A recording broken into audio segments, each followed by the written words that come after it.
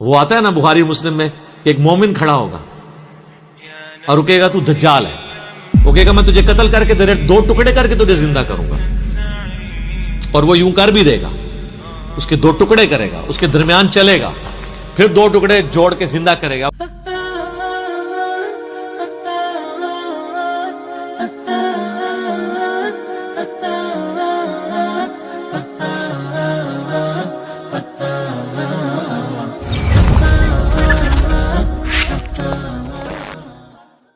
صحیح بخاری اور مسلم دونوں میں حدیث موجود ہے کہ نبی علیہ السلام نے فرمایا کہ جب دجال مدینہ شریف کی طرف آئے گا تو اس وقت مدینہ کے 7 دروازے ہوں گے، ہر دروازے کے اوپر 2 فرشتے مقرر ہوں گے جو حفاظت کریں گے، اسے مدینے میں داخل نہیں ہونے دیں گے حتیٰ کہ وہ احد پہاڑ کے پیچھے جا کے اپنا قیام کرے گا، اور پھر فرشتے اسے شام کی طرف ہانک دیں گے۔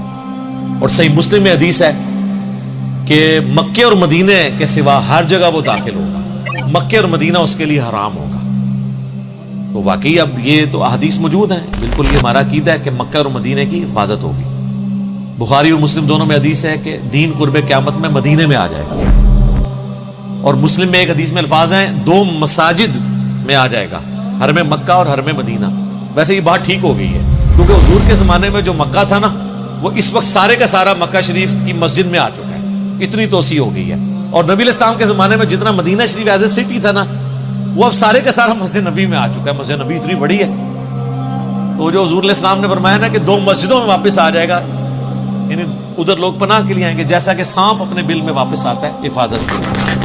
اس میں حضور نے ایمان کو سانپ سے تشبیہ نہیں دی، بلکہ ایمان بچانے کے عمل کو سانپ کے عمل سے تشبیہ دی ہے، جس طرح سانپ اپنے آپ کو بچانے کے لیے بل میں آ کے اپنی حفاظت کرتا ہے۔ تو یہ واضح احادیث ہیں کہ دجال مکہ مدینے میں داخل نہیں ہوگا، بخاری مسلم کی ہے۔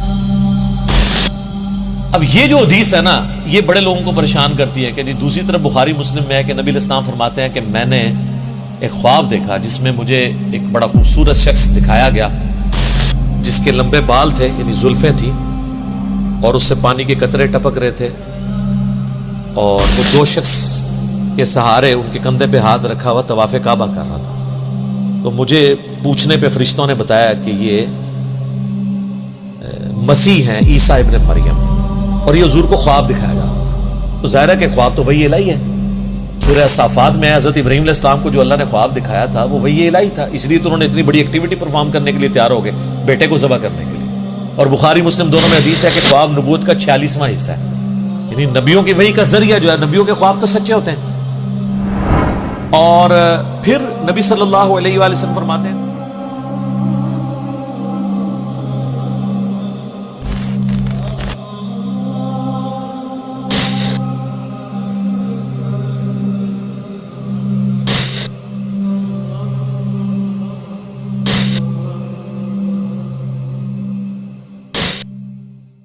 تو میں نے پوچھا یہ کون ہے، تو مجھے بتایا گیا یہ مسیح دجال ہے، وہ اوریجنل مسیح یعنی کرائسٹ، اور یہ ہے اینٹی کرائسٹ۔ وہ اکثر لوگ کہتے ہیں کہ دجال کو مسیح کیوں کہا جاتا ہے؟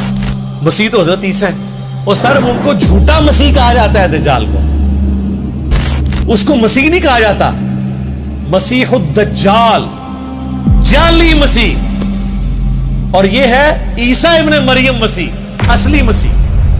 تو وہ مسیح نہیں ہے، وہ جھوٹا مسیحا ہے، کیونکہ یہودیوں کی کتابوں میں ہے کہ ایک مسیحا آئے گا بنی اسرائیل کے اندر۔ وہ مسیحا آیا، ان کو سمجھاتا رہا، انہوں نے اس مسیحا کے قتل کے فتوے جاری کیے، اس کو اللہ نے اوپر اٹھا لیا۔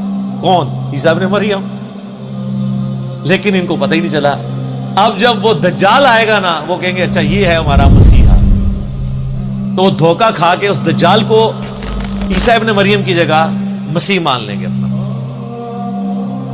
یہ نہیں ہے کہ وہ کوئی یہودی اللہ کے ماننے والے نہیں ہیں، ایسا نہیں ہوگا، وہ دھوکہ کھا جائیں گے، اور اللہ کا ان پہ یہ عذاب ہے کہ انہوں نے پیغمبروں کے ساتھ جو ہے وہ غداری کی ہے، تو اس کی سزا وہ بھگتیں گے۔ وہ نبی علیہ السلام کو بتایا گیا یہ مسیح دجال مسیح، دجل کہتے ہیں نا دھوکہ دینے والے کو، جعلی مسیح، اسی ہم انگلش میں اسے کہتے ہیں کرائسٹ، عیسیٰ ابن مریم کو اس کو کہتے ہیں اینٹی کرائسٹ۔ لیکن یہ واقعہ خواب کا ہے، خواب کا واقعہ تشبیہ کے طور پہ ہوتا ہے، ایکچوئل نہیں ہوتا.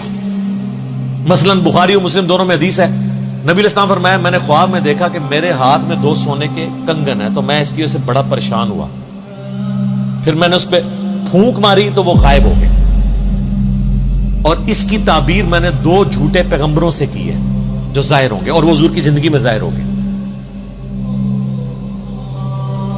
وہ مسلمہ کذاب تھا, تو دوسرا اسود, یہ 2 حضور کی زندگی میں ظاہر ہوں گے. اب حضور نے کبھی سونے کے کنگن پہنے ہیں زندگی میں, یا اس خواب کے بعد کبھی پہنے؟ لیکن خواب میں ایسی چیز دکھائی گئی جو تشبیہ کے طور پہ تھی. خواب ایک ڈپارٹمنٹ ہی الگ ہے. صحیح بخاری میں نبی علیہ السلام نے غزوہ احد سے پہلے خواب دیکھا کہ آپ کے سامنے ایک گائے ذبح ہو رہی ہے اور اتنا خون نکل رہا ہے اس کا, تو نبی علیہ السلام جو ہے نا گھبرا گئے. آپ کو پتہ چل گیا کہ میرے اصحاب اس میں شہید ہوں گے. 70 کے قریب صحابہ شہید ہوئے. مدینے کا کوئی گھر نہیں تھا جس میں میت نہ گئی ہو. ایک بہت بڑا لاس تھا حضور علیہ السلام کے لیے. واضح ایک فتح شکست میں بدل گئی. وہ چند تیر اندازوں کی حضور علیہ السلام کی نافرمانی کرنے کے سبب بعد میں اللہ نے معاف کر دیا. سورہ ال عمران میں پوری کمنٹری آئی. بہرحال اس میں نبی علیہ السلام نے اس گائے کے خون کی تشبیہ اس سے کی.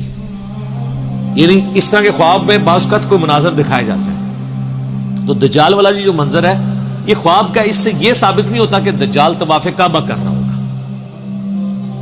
یہ ثابت نہیں ہوتا. اور اگر کسی نے اس کو دھکے سے ثابت کرنا ہے تو وہ اپنی عقل کا علاج کروائے. حضور علیہ السلام کو تمثیل کے طور پہ دکھایا گیا. بعض نے ویسے یہ کہا کہ اس طواف سے مراد یہ ہے کہ وہ کعبے, خانہ کعبے کے باہر یعنی مکے کے باہر گھوم رہا ہوگا اور کوشش کرے گا کعبے میں داخل ہونے کی. یہ بھی تعبیر ہو سکتی ہے, لیکن یہ دور کی ہے, ضرورت ہی نہیں, خواب کی چیز ہے فزیکلی. بعض کہتے ہیں کہ یہ دجال اس وقت طواف کر رہا ہوگا جب ہی اس کا فتنہ ظاہر نہیں ہوا ہوگا. جب فتنہ ظاہر ہوگا پھر وہ داخل نہیں ہوگا. یہ دور کی تعویلات ہیں. میرے نزدیک سب سے بیسٹ تعویل, میں نے آپ کو اتنی مثالیں دی ہیں کہ خواب میں جو منظر دکھایا جاتا ہے ایگزیکٹلی وہ منظر نہیں ہوتا, وہ ایک تمثیل ہوتی ہے. تو حضور علیہ السلام کو بیسیکلی پہچان کرے گی کہ یہ جھوٹا مسیح جو ہے وہ اس شکل کا ہے, سچا مسیح اس شکل کا ہے, اور دونوں کو ایک ہی اینگل میں دکھایا گیا.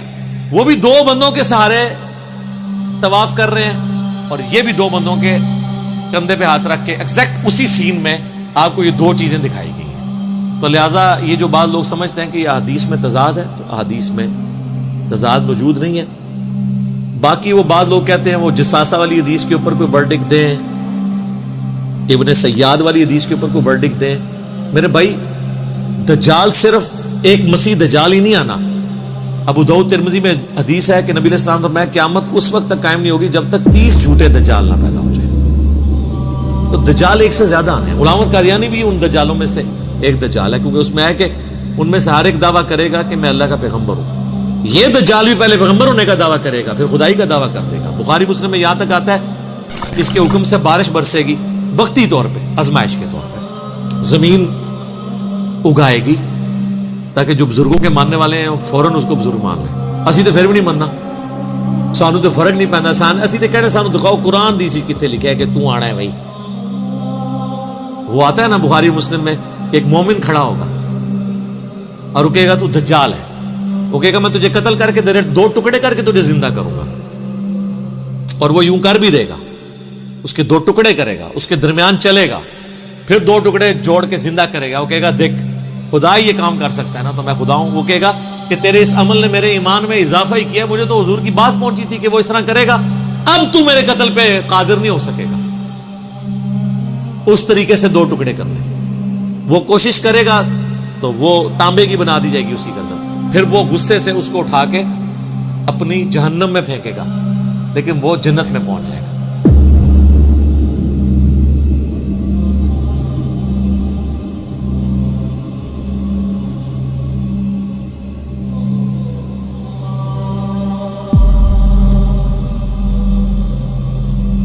یعنی موت اس کو آ جائے گی. اور نبی صاحب فرمایا وہ اس زمانے کا سب سے بہترین شہید ہوگا, سید الشہداء ہوگا نا. جو المستدرک علاقے میں کہ سید الشہداء حمزہ ابن عبد المطلب ہے, یا وہ شخص بھی سید الشہداء ہے جو جابر حکمران کے سامنے کلمہ حق بلند کرے یہاں تک کہ اسے قتل کر دیا جائے. تو حسین ابن علی بھی سید الشہداء ہیں, اور وہ بھی مومن بھی سید الشہداء ہوگا جو دجال کے سامنے کھڑا ہوگا. حتیٰ کہ بخاری مسلم میں آتا ہے کہ دجال کے ماتھے پہ کافر لکھا ہوگا لیکن ایبریویشن کافارا. مومن پہچان لیں گے. اور جو بابوں کے ماننے والے کسے کہانیوں کے ماننے والے ہیں وہ تو وہ کہیں گے کافر نہیں لکھا تو انہوں سمجھ نہیں آئی ہے یہ نہیں لکھا.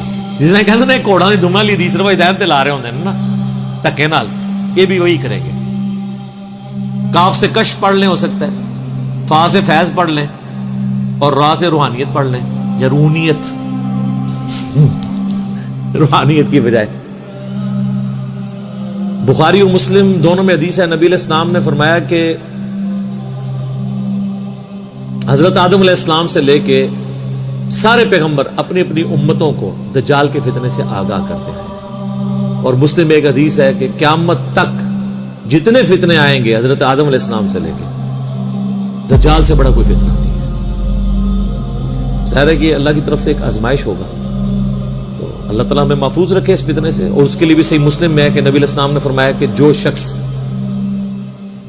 سورۃ الکہف کی پہلی 10 آیات یاد کر لے گا, اور ایک دوسری حدیث میں مسلم کی آخری 10 آیات کا بھی ذکر ہے, بہرحال پہلی 10 آیات یاد کر لیں تو وہ اس کے دجال کے فتنے سے بچ جائے گا.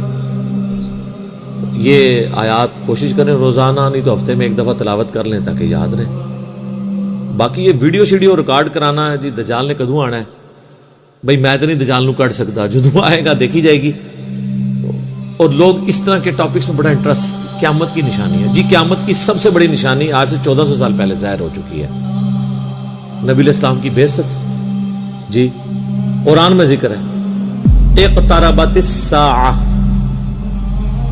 قریب آ گئی قیامت. وانشق القمر, اور 2 ٹکڑے ہو گیا چاند.